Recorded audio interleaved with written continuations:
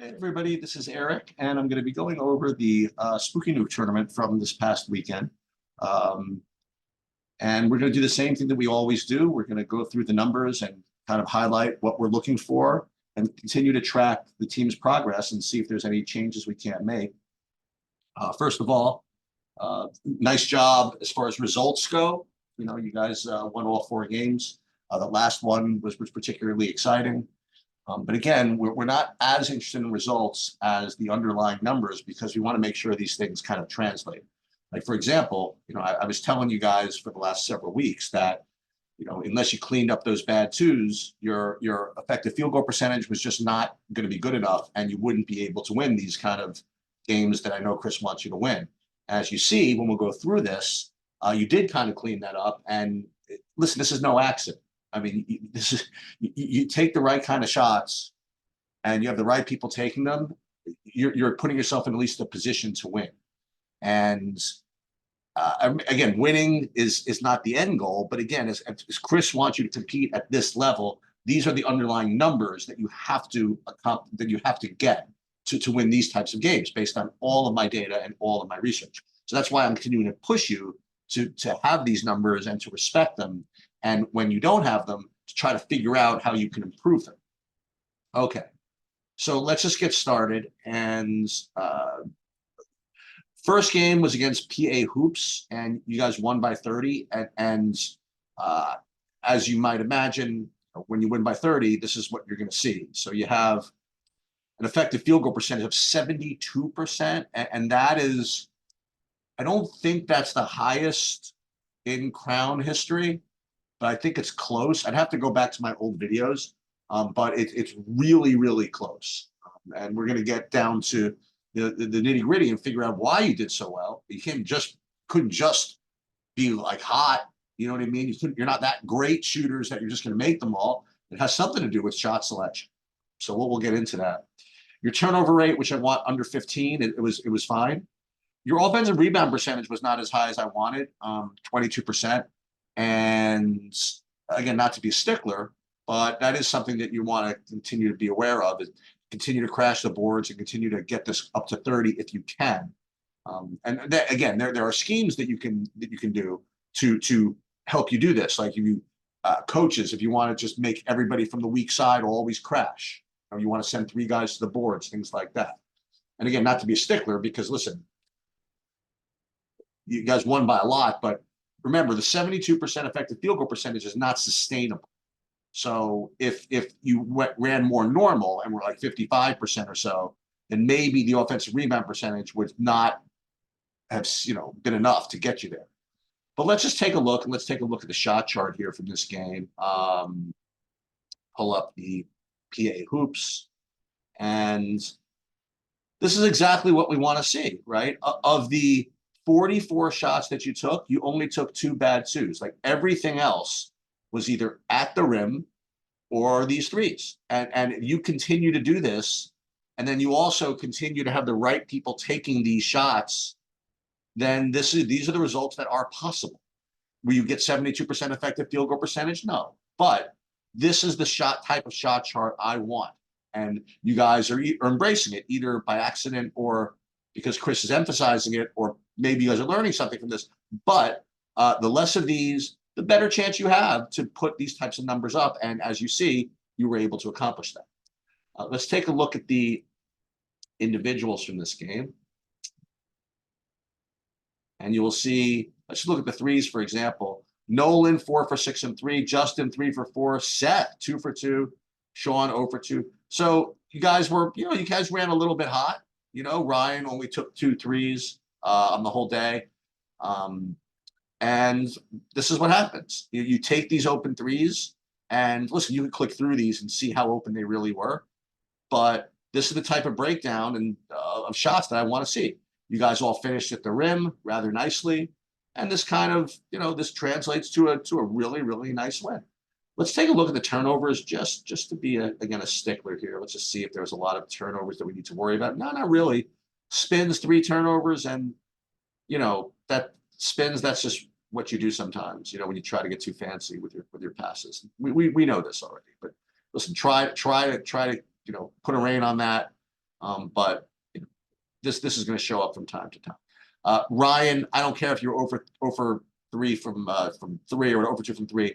You have 5 assists and 1 turnover. You know, this is what we want. You know, Brandon 4 and 1. This is what we want. So overall, you kicked their butts, and you did so by embracing the correct shot selection, and this is what ends up happening. All right, let's take a look at the next game, which is another blowout. It wasn't called CT Elite, actually. It was called something different. And let's take a look. Once again, 73% effective field goal percentage, which is just kind of absurd.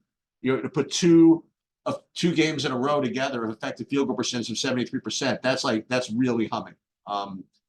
And again, without even looking, I can tell you that there's just not going to be a lot of bad twos in this game.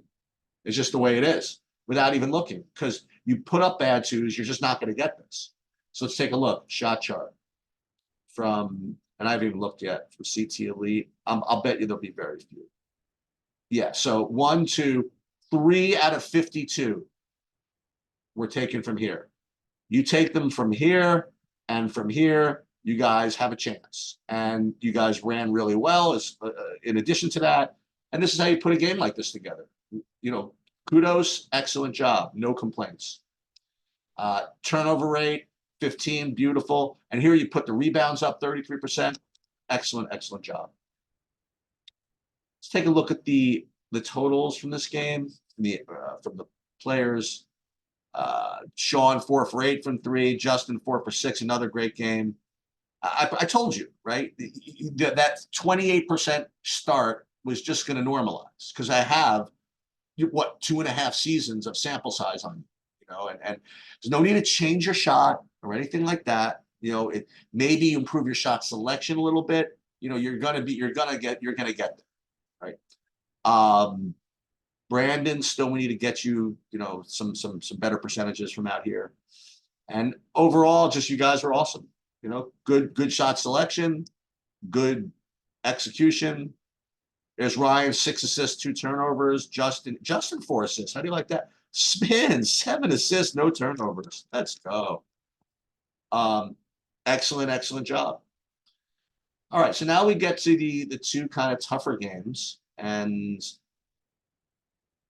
this is the Monarchs game where I thought you guys should have done a little bit better than this, just only because this team, like I was watching this, listen, they had some athletes, they're big. I don't think I've ever seen a team, well, I shouldn't say that, I say a lot, but the shot selection of this other team was just completely atrocious. Like, just totally atrocious. And that's why you guys stayed in this game. It certainly wasn't because your effective field goal percentage, 46%. Okay. Your turnover rate was really good, 12%. You got like no offensive rebounds. You know, the only reason that you were able to succeed was because they were awful. And you were 10 for 12 from the line as well. But let's take a look. Let's take a look at the breakdown here. From the Monarchs game. But not bad. I'm totally down with this. You know, only 2 bad twos, 2 out of 50. And I'd like to make sure that the right people are taking these threes. But aside from that, I listen, you guys know I kind of pick on you guys sometimes, and that's just because I'm honest. You know, I literally have nothing to complain about here. Let's look at the individuals. Ryan 6 for 7 from the line. This is very strong. This is something that you should embrace. Justin 2 for 9 from 3, totally within the range of outcomes. Nolan 1 for 4. Ryan 2 for 4. Jordan taking 3 threes. That's up to you whether you think that's good or not. Brandon 0 for 1. Nobody was particularly bad from at the rim, which is good to see. Turnovers, Ryan 3 turnovers and 3 assists. Okay, we got to trim this a little bit, but overall, you guys were fine. Not great. You got no rebounds. Like no rebounds. As a matter of fact, let's look at this. You had 1 offensive rebound the whole game. How impossible is that? They were very big, but these guys, let's just take a look for a second. They turn the ball over 22% of the time. That's rough. And their effective field goal percentage is only 43%. That's uh yeah. So here, to my point. Okay, you want to see what this looks like? Here we go. This is the Monarchs. You want to know how to lose? I pound on you guys like how to win and all the shot chart. You're like, oh, Eric, this, that, and the other thing. You want to see how to lose to a team that's 7 inches shorter than you at every position, almost every position, and also a team that got no offensive rebounds like you guys did. It's by doing this. Can I tell you something? This seeing this from other teams makes me so happy. This, and I know their other coach doesn't care, right? But this is why you lost, is why you won, because they did this. For example, we'll click through one of them. Let's see this. Oh, that's just amazing. Look at that. Pull up, bad two, contest. I want to see this. I can watch this 100 times. Let's go. Good shot. And the thing is, the coach probably say, actually, the coach was not happy about it. You know when you get into trouble? When the kid takes this shot and he makes it. Because then the coach says, good take. And then they end up just being in a world of shit for the rest of the season. All right. Let's look at the individuals in this game. Stats. Okay, we don't want the stats, right? Stats from Monarchs. Athlete totals. Let's see what we did. Justin 2 for 9. Again, not again within the range of outcomes. Nolan 1 for 4. Ryan 2 for 4. Sean, again, nothing particularly awful. You got no rebounds, and you still won because the other team was so atrocious. All right, let's get on to the fun one. The last game, which was the We Are One game. Boy, oh boy! Listen, obviously, this should go without saying. For those of you that were watching this and had to sweat the end of this game, you have to do better closing these games. I mean, this game was over, and they turned up the heat on you, and you kind of wilted. Right down to that last possession of regulation. You ended up pulling it out in overtime. Shout out to coach for. I'll give kind of the background of this, by the way. At practice, like a week before, I went to Chris and I said, one of the things I'm doing is kind of my side project, is I'm going to solve the overtime from AAU. He's like, what do you mean? Well, the 5-point overtime, all that is a math problem of when to take threes and when to take twos. If it's up to 5, and that's really all it is. And there's certain like analytics things that you can do in that situation when you know that you have that 2-away, 3-away thing. Like, for example, we literally talked about this at practice. I said to him, when you're up 4-2 and the other team has the ball, are you going to foul? And we looked at each other and we go, yeah. And you have to plan these things like in advance. And the reason why is you can't let them get a shot for a 3 to end the game when you're 1 away, So we even talked about that, and then we went to overtime. I'm like, oh my god, I wonder if Chris can have a chance to put that into play. And we were up 4-2, and he called timeout and he fouled, and they missed a free throw, and then we finished at the buzzer at the other end. Let's go. Hashtag staff. Really good job. And anyway, we do need to close these games out a little bit better. Nonetheless, 64% effective field goal percentage. Beautiful. 13% turnover rate. Excellent. 32% offensive rebound percentage. Let's go. And it's not as if the other team was bad. they sort of lost their minds in the second half also. Like they had this one cat that was just literally hitting every three in the first half. And then once they started to feel a little pressure, they started to go freaking bananas. And they started off with the bad twos also. But let's take a look at the shot chart here. Let's see. Shot chart. Wait, where's let's go back. Where's shot chart? Reset. Filters. I don't know what happened to the shot chart. Well, hang on. Hang on. We don't want the box score. We want, let's go to video. We'll go to reports. Yeah, for some reason, the tab is not giving me shot charts. But trust me, you guys did really, really well. I looked at it the other day. Very few bad twos. It was just amazing to see. And that is why you have a chance to give yourself a, 60% effective field goal percentage. By individuals, not outside the realm of normal, like Justin 3 for 8, very nice, but not great. No one 3 for 5, very good. Jordan, just beast of the game from you. I mean, that was amazing. I've been waiting for this, really, the whole season. So welcome to the team, I guess. Really, really nice job. Just getting, attacking the rim when you had the opportunity. They ran sets for you when they saw that you can get to the rim. Excellent, excellent job. Let's take a look at the individuals for the season. Actually, let's look at the team for the season. And let's just get a little check here. All season. Now we got 16 games. 16 games. We're getting a little bit of a sample size here. And we're getting there. 49% effective field goal percentage. We are moving. We are getting there. And we're getting close because, we're getting these live period games. We're trending well.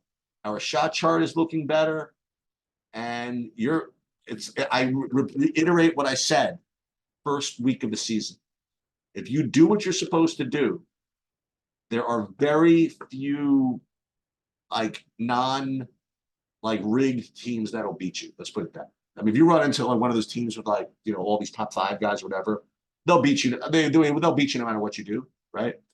But aside from those teams, if you continue to get the right people shooting, the right shots, which you are doing now, you are extremely tough out. Okay. Turnover rate, I'll get a little lower maybe. Offensive rebound percentage, again, I think it might be worth scheming a little bit to give yourself a better chance to get a little more, a few more rebounds, but that's just for the coaches to decide. Let's look at the athletes here, and let's take a look at these numbers that we're looking for. So again, what we're looking for from an individual is to get either 38% from 3 or 55% from 2, right? Because if we want a 55% effective field goal percentage, 38% from 3, you multiply that by 1.5 and you get about 54%. So that's where, 38 plus 36% would be 54%. So somewhere between 36 and 38% is going to be good enough. Let's take a look. First of all, from 2, there's plenty of you that are above 55. Actually, not really. So Brandon and Nolan are close. Actually, you guys are all just above. So Justin, Nolan, Brandon, you guys are all finishing at the rim well enough. And Seth and Jordan, as expected, are above 60. Sean, you could do a little bit better at the rim. Spins as well. Even Ryan, you could probably do a little bit better attacking the rim. From 3, let's take a look at who's there. All right, we're getting there. Remember, we're still light, okay? But, again, as sample sizes catch up, Sean I literally have nobody over 37% with any kind of sample size. So Justin, 34. Hopefully that continues to trend up. Ryan, a little light, 32. Spins, 29. This one, 27% from Nolan is a little concerning just because you shoot a lot of them. and Brandon's still struggling at 18%. And again, it's important for coaches and I think the players to see this so that you can judge like who should be passing to who, right? Like if Spins is wide open from three and he sees Justin wide open from three, we know Spins should pass to Justin. Okay. Let's say Justin is open from three and he sees Brandon also wide open. Justin should shoot, you know, and that's why we continue to do this. But overall, excellent, excellent work so far this season. And I'm looking forward to see where this goes into the live period, into the tougher tournaments. That'll do it.